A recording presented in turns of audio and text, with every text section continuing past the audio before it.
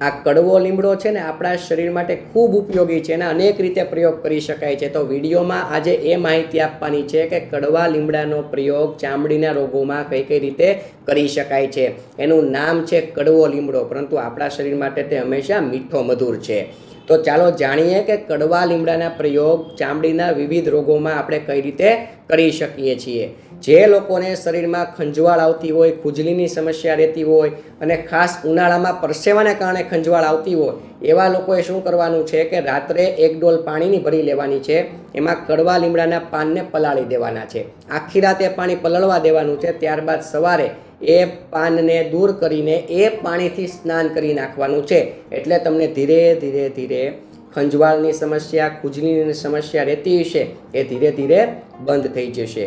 જે લોકોને ગોળ ગોળ રિંગ થાય છે, દાદરની સમસ્યા છે, પુષ્કળ ખંજવાળ આવે છે અને સતત દાદર વધતી જાય છે, એવા લોકોએ શું કરવાનું છે કે કડવા લીમડાના પાનનું ચૂર્ણ તૈયાર કરવાનું છે. પાનને સૂકવી નાખો અને ક્રશ કરી નાખો એટલે ચૂર્ણ થઈ જાય. ત્યારબાદ કુવાડિયો નામની એક વનસ્પતિ આવે છે. થોડાક દિવસ પહેલાં આપણે એનો વિડીયો પણ બનાવ્યો છે. કુવાડિયા નામની વનસ્પતિની શીંગમાંથી નાના એવા બીજ નીકળે અને એનું ચૂર્ણ તૈયાર કરવાનું છે. અને કુવાડિયાના બીજનું ચૂર્ણ અને કડવા લીમડાના પાનનું ચૂર્ણ બંને સમભાગ લેવાનું છે. બંને મિક્સ કરી દેવાનું છે અને એને ખાટી છાશ સાથે મિક્સ કરીને ધાધર ઉપર તમે લગાડી દેશો. સવારે અને સાંજે આ 2 વખત આ પ્રયોગ કરશો એટલે તમારી ધાધર છે ને એ જડમૂળમાંથી મટી જશે. આ ખૂબ જ અસરકારક પ્રયોગ છે. આ પણ તમે પ્રયોગ કરી શકો છો.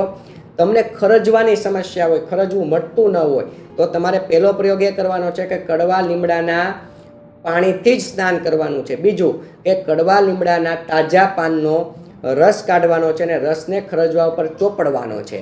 આ પ્રયોગ કરશો ને તો પણ ધીરે ધીરે ધીરે તમારું ખરજવું છે તે તમને એમાં ગુણાત્મક ફેરફાર જોવા મળશે ને ધીરે ધીરે તમને ફાયદો જણાતો જશે. આ તમે નોટિસ પણ કરી શકશો.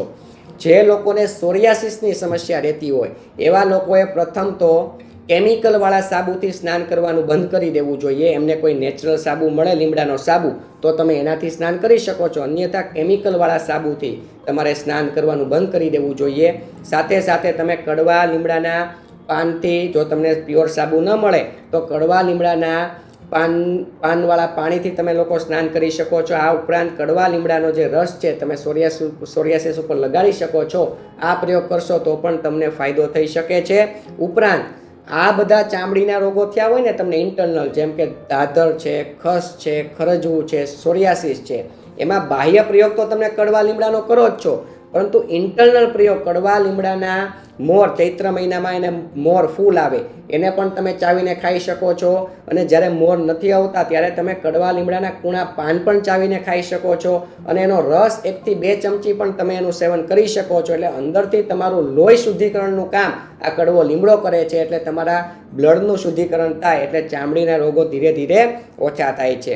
બીજો પ્રયોગ એ જણાવી દઉં કે કડવા લીમડામાંથી લીંબોળીનું તેલ તૈયાર થાય છે. કડવા લીમડાના તો ડાળ છે, પાન છે, છાલ છે, મૂળ છે, બધું ઉપયોગી છે. સમગ્ર વૃક્ષ ઉપયોગી છે.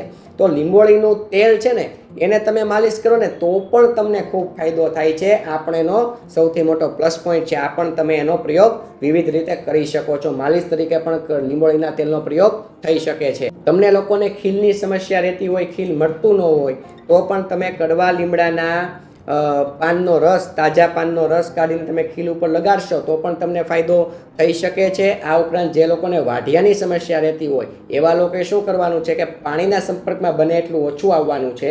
અને તમારે સ્નાન કરવું હોય તો કડવા લીમડાના પાણીથી સ્નાન કરવાનું છે. મેં તમને શરૂઆતમાં જણાવ્યું એ રીતે પાન પલાળી દેવાના, આખી રાત રહેવા દેવાના અને સવારે તમારે એનાથી સ્નાન તમે લોકો કરી શકો છો. આ સાથે કરંજાદી મલમ એક આવે એ તમારે વાઢિયાની જગ્યાએ લગાડી દેવાનું છે. એટલે તમારા વાઢિયા છે તે ધીરે ધીરે તમને મટતા જોવા મળશે. આ ઉપરાંત જે લોકોને માથાના ભાગમાં ખોડો રહેતો હોય, માથાના ભાગમાં સોરિયાસિસ રહેતું હોય એવા લોકોને ખાસ વિનંતી છે કે કડવા લીમડાના પાનને ડોલમાં પલાળી દેવાના સાંજે ને સવારે આ પાણીથી તમારે સ્નાન કરવાનું છે. ખાસ ધ્યાન રાખજો. એટલે તમને ખોડાની સમસ્યા ધીરે ધીરે દૂર થઈ જશે અને ધીરે ધીરે તમને જે માથામાં સોરિયાસિસને કારણે જે ફોતરી આવતી છે એમાં પણ તમને ફાયદો થઈ શકે છે. આ પણ તમે પ્રયોગ કરી શકો છો. નેચરલ તમને કોઈ સ્ટોક મળી જાય તો તમને ફાયદો કરે. અન્યથા કેમિકલવાળા પ્રયોગ જ્યારે ચામડીના રોગો થાય ત્યારે કેમિકલનો પ્રયોગ તમારે લોકોએ કરવાનું નથી. સાથે સાથે ભોજનમાં થોડાક ધ્યાન રાખવાનું છે. સડરસનું સેવન કરો, એમાં કડવા અને તુરા દ્રવ્યોનું પણ થોડુંક સેવન કરવાનું છે. થોડુંક તમારી ઇમ્યુનિટી વધે એ પ્રકારના દ્રવ્યો લેવાના છે. હળદરનું સેવન કરી શકો છો, સૂંઠનું સેવન કરી શકો છો.